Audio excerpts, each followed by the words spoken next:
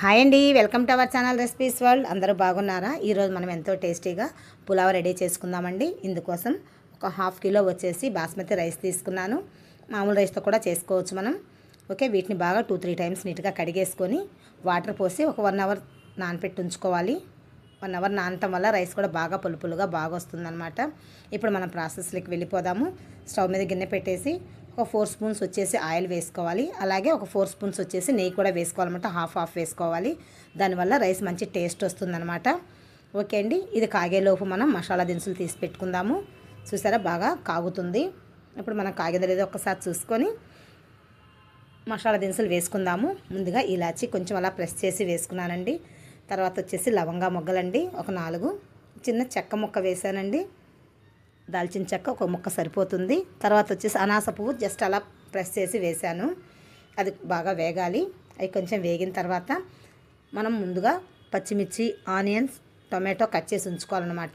ఇప్పుడు అవి మసాలా దినుసులు వేగాయి కదా, ఇప్పుడు మనం పచ్చిమిర్చి వేసేద్దాము. పచ్చిమిర్చి కూడా కొంచెం బాగా వేగిన తర్వాత కరివేపాకు కూడా 2 రెమ్మల కరివేపాకు కూడా వేసేద్దాము. అవి కూడా బాగా వేగిన తర్వాత ముందుగా కట్ చేసి ఉంచుకున్న టొమాటోస్ కూడా అందులో వేసేసుకోవాలి. బాగా పల్చగా స్లైసెస్లా కట్ చేసుకోవాలండి, మందంగా కట్ చేసుకోవద్దు. టొమాటోస్ని ఇలా కట్ చేయడం వల్ల ఏంటంటే త్వరగా వేగిపోతాయి అన్నమాట.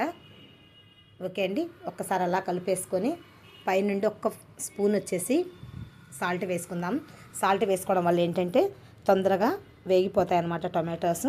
ఒక్కసారి అలా కలిపేసేసుకుందాము.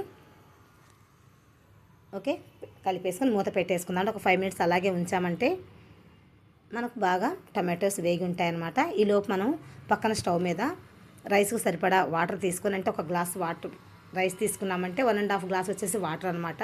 అవి పక్క స్టవ్ మీద కాగబెట్టుకుందాము. అలాగే పచ్చి వాటర్ పోయడం వల్ల ఏంటంటే అంతగా టేస్ట్ ఉండదన్నమాట రైస్.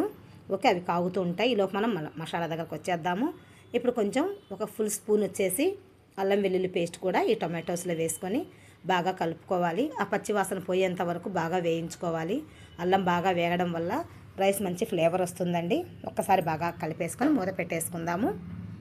ఓకే, అది ఒక 5 నిమిషాలు ఆగేటప్పటికి అది వేగుతుంది. ఈలోపు మనం ముందుగా రైస్ నానపెట్టి ఉంచుకున్నాం కదా, అవన్నీ నీరు పోయేట్టుగా వార్చుకుందాము. ఒక చిల్లులు గిన్నె తీసుకొని అందులో ఇవన్నీ వాటర్ లేకుండా వార్చి పెట్టుకుందాం అనమాట. కొంచెం కూడా వాటర్ అసలు ఉండొద్దు. చూసారా, అలా పొడి పొడిగా ఉండాలన్నమాట. వాటిని పక్కన పెట్టేసుకుందాము. ఇప్పుడు మనకు మసాలా వేగి ఉంటుంది, చూసుకుందాం ఒకసారి. చూసారా, మసాలా బాగా వేగింది. ఆయిల్ చూసారా, టొమాటోస్ అవన్నీ రిలీజ్ చేసేసాయి. అంటే ఇప్పుడు మనకు బాగా వేగిపోయిందనమాట మసాలా. ఇదే అండి మనకు సింబల్. ఏ రైస్ చేసుకున్నా సరే ఇలా ఆయిల్ రిలీజ్ చేసింది అంటే మసాలా బాగా వేగిపోయింది, మనకు పర్ఫెక్ట్గా మసాలా వేగిందని అర్థం అనమాట. ఇప్పుడు వచ్చేసి మనం ముందుగా పక్క స్టవ్ మీద వాటర్ కాగబెట్టించుకున్నాం కదా, అవి వేస్తారనమాట. అవి కూడా ఇందులో వేసేసుకుందాము. ఓకే అండి, పచ్చి రైస్ వాటర్ పోసే కంటే కొంచెం కాగబెట్టిన వాటర్ పోసామంటే రైస్ మంచి టేస్ట్ వస్తుంది. ఇప్పుడు బాగా తెరులుతున్నాయి కదా, ఇప్పుడు మనం రుచికి సరిపడా 1 స్పూన్ ఉప్పు వేసేసుకుందాము. ఓకే అండి, ఇప్పుడు మనం పక్కన పెట్టించుకున్న రైస్ ఉన్నాయి కదా, అవి కూడా వేసేసుకొని మొత్తము ఒక్కసారి కలిపేసుకొని హై ఫ్లేమ్లో పెట్టేసుకుందాం అన్నమాట. ఒక 10 మినిట్స్ అనమాట హై ఫ్లేమ్లో పెట్టుకోవాలి. ఓకే, ఒక్కసారి బాగా కలిపేసుకొని మూత పెట్టేసుకొని ఒక 10 నిమిషాలు ఉంచుకుందామండి. మీలో ఎంతమందికి పులావ్ ఇష్టమో ఒక్కసారి కామెంట్లో చెప్పండి అండి. ఓకే, దీనికి వచ్చేసి చికెన్ చేసుకోవచ్చు, అక్కడి నుంచి రైతాతో తినొచ్చు, బంగాళదుంప కర్రీతో కూడా తినొచ్చు అండి. చాలా టేస్ట్గా ఉంటుంది. ఇప్పుడు ఫైనల్గా కొంచెం మనం ఆనియన్స్ వేసేసాము. ఇప్పుడు మూత పెట్టేసి ఒక 10 నిమిషాలు అలాగే ఉంచేసేద్దాం. చూసారా, వాటర్ అన్నీ అబ్జర్వ్ చేసేసుకుంది. బియ్యము కొంచెంగా ఉన్నాయన్నమాట. అది కొంచెం మనం ఇప్పుడు మీడియం ఫ్లేమ్లో పెట్టేసామంటే స్టవ్ని, ఆ వాటర్ అంతా అబ్జర్వ్ చేసేసుకుంటాయి. ఓకే అండి, ఇప్పుడు రైస్ మనకు పర్ఫెక్ట్గా వచ్చేస్తుంది అనమాట. ఇప్పుడు మనం ఒక్కసారి అలా కలుపుకొని పైనుండి కొంచెం కొత్తిమీర, పుదీనా కూడా చల్లేసుకుందాము. దీనివల్ల మంచి టేస్ట్ వస్తుందండి రైసు. ఒకసారి మీరు కూడా ఈ స్టైల్లో తయారు చేసుకోండి. మీకు ఎలా వచ్చిందో ఒక కామెంట్లో కూడా చెప్పండి. చాలా టేస్ట్గా ఉంటుందండి.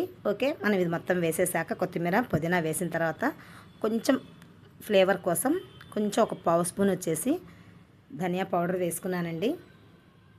ఇందులో ఎక్స్ట్రా మసాలాలు ఏం అవసరం లేదు, జస్ట్ కొంచెం ధనియా పౌడర్ వేసుకున్నామంటే బాగుంటుంది. కొంచెం 1/2 స్పూన్ వచ్చేసి బిర్యానీ పౌడర్ కూడా వేసేసుకుందాము. జస్ట్ కొంచెం స్మెల్ కోసం అంతే, ఏం లేదు.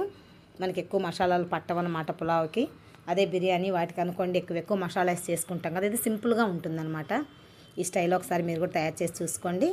ఓకే, ఇవి మొత్తం వేసిన తర్వాత ఒక్కసారి బాగా కలిపేసేసుకొని మూత పెట్టేసుకోవడమేనండి. చాలా టేస్ట్గా వస్తుంది. చూసారా, రైస్ కూడా చాలా పులుపులుగా ఎలా వచ్చేసిందో. ఒక్కసారి మీరు కూడా ట్రై చేసేసుకోండి. ఇంతే, మన పులావ్ రెడీ అయిపోయిందండి. ఈ వీడియో మీకు నచ్చినట్టయితే లైక్ చేయండి, షేర్ చేయండి, సబ్స్క్రైబ్ చేయండి. Thank you for watching.